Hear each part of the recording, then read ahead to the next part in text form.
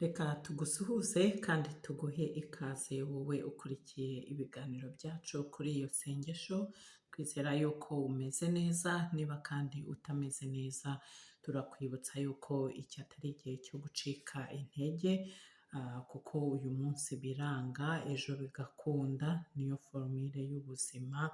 Ukomere kigabo kandi ukomeze uhange amaso ejo hazaza heza. Ntitwatangira iki kiganiro rero tutabanje gushimira by'umwihariko buri muntu wese wamaze gukora subscribe kuri iyi channel, aho muri hose mudukurikirana muri ahantu hatandukanye mu bihugu bitandukanye, rwose mubyumve ko tubashimiye cyane tubikuye ku mutima. Ni mwebwe muduha imbaraga zo gukomeza gukora ibiganiro nk'ibi ntiducogore. Imibare iracyatwereka yuko abantu benshi bareba ibiganiro byacu ariko bakaba batarakora subscribe. Niba rero utarayikora turagushishikariza ko wayikora, ntabwo bigoye nta nubwo bihenze, ni ubuntu. Icyo bigusaba ni iki? Ni ugukanda ayo magambo atukura ubona hasi y'iyi videwo yitwa subscribe, uyakandaho rimwe gusa bikaba biciyemo. Nk'uko wamaze kubibona rero uyu munsi tugiye kongera kuganira ku iterambere, tugiye kureba ibintu bigaragaza ko ushobora kuzagera aho ugera, ushobora kuzaba bamwe twita abakire, ushobora kuzaba umwe muri bo nubwo nta mafaranga waba ufite uyu munsi.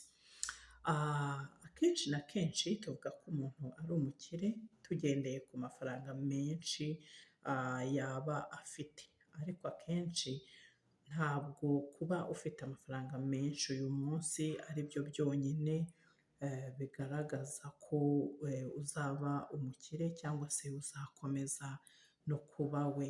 Hari ibindi bintu cyangwa se indi mico ushobora kuba ufite uyu munsi igaragaza ko uzaba umukire cyangwa se uzagera aho ugera nubwo nta mafaranga afatika waba ufite uyu munsi. Ibyo bintu rero tugiye kuvugaho uyu munsi, nugenzura neza uzasanga abo twita abakire uyu munsi baragiye barangwa n'iyo mico tugiye kuvugaho.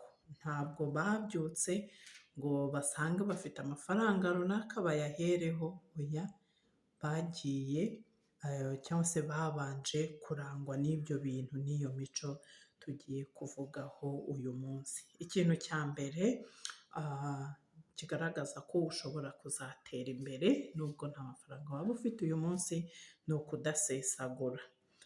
Ariko nanone reka tubanze twumve neza iki kintu. Kudasesagura ntibishatse kuvuga ko ukunda ibintu cyangwa amafaranga nk'uko bamwe babyumva, vuga ati uriya ntarekura, uriya ni stingy, ibintu nk'ibyo. Ntabwo ari icyo bishatse kuvuga, ahubwo bishatse kuvuga ko uzi agaciro k'amafaranga kandi ukamenya n'uko uyakoresha utayasesaguye. Ukamenya ko n'iyo yaba ari igiceri kimwe usevinze uyu munsi cyangwa se ubitse cyangwa se uzigamye nk'uko bamwe babyita inyito zitandukanye, icyo giceri bizatinda kigwire. So uyu muco rero wo kuzigama cyangwa gusevinga, abantu twita abakire uyu munsi nicyo kintu kibaranga, barangwa n'ubu muco. Nawe rero udukurikiye muri aka kanya, niba wifuza kugira aho ugera mu bijyanye n'ubukungu, tangira uyu munsi wige kuzigama. Niba wakoreye amafaranga 100 uyu munsi, urye 80 ubike 20, cyangwa se si ngombwa ko usevinga menshi, urye 90 ubike 10, gutyo gutyo ejo wongere ubigenze gutyo. Nyuma y'amezi runaka uzasubiza amaso inyuma ubone ko hari icyo umaze kugeraho. Abantu twita abakire uyu munsi ntibasesagura ngo usange baragura ibintu bitari ngombwa cyane, oya, ahubwo bibanda ku kuzigama, gusevinga no gushora imari aho babona ko ari ngombwa cyangwa bishoboka. Nubwo rero waba nta mafaranga menshi ufite uyu munsi, ariko ukaba urangwa n'uyu muco wo kudasesagura, ni ikimenyetso cyiza cy'uko uko byagenda kose ushobora kuzagira ejo hazaza heza, ushobora kuzagera aho ugera. Ikindi kintu cya kabiri kigaragaza ko umuntu ashobora kuzaba umukire nubwo nta mafaranga yaba afite uyu munsi, ahora ashishikajwe no kwiga, kongera ubumenyi, kwiga ibintu bitandukanye, imyuga itandukanye, indimi zitandukanye se n'ibindi n'ibindi. Ibi bishatse cyangwa se ibi byagufasha mu buhe buryo? Hari igihe amahirwe aza, bimwe tujya tuvuga ngo amahirwe aza rimwe ntaza kabiri.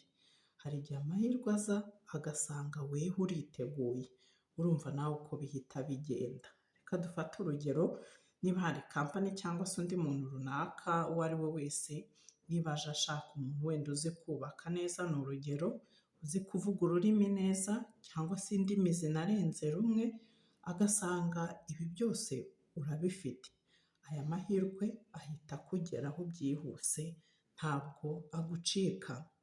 So niba uri umuntu rero ushishikazwa no kongera ubumenyi usanganywe, turakubwira tuti komerezaho ntucike intege.